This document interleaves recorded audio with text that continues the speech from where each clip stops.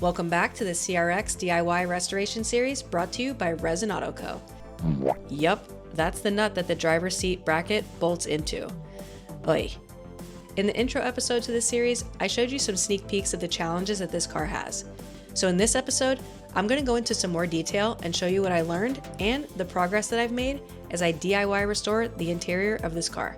This is the first major interior DIY restoration job that I've ever done, so I had no idea what to expect or really where to start.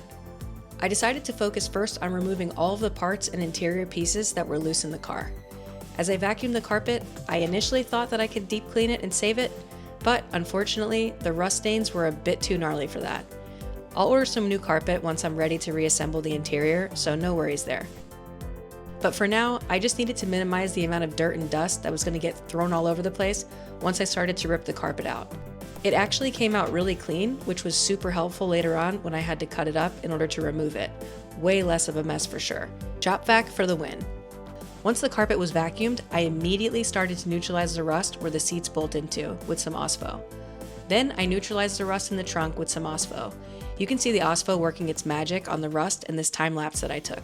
Pretty cool.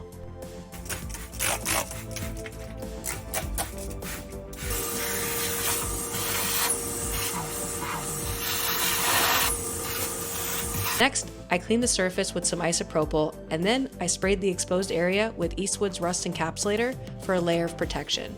Once the car is completely gutted, including the dashboard, and the floor pan welds are done, I'm going to rust encapsulate the entire interior of this car. I know that I mentioned the names of the products that I'm using, and I don't really go much into detail because, well, that can get really annoying.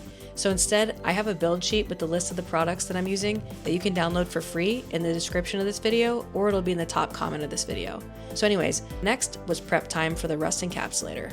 In order to prep, I tackled the rust with my Wen cordless detail file sander. It comes with a few different grits of sand belts, so I decided to use the 80 grit sand belt so that I could really get the rust sanded off, because it was kind of like bubbling and gross and weird. And this is when one of the first major issues revealed itself. Yup, that's the nut that the driver's seat bracket bolts into.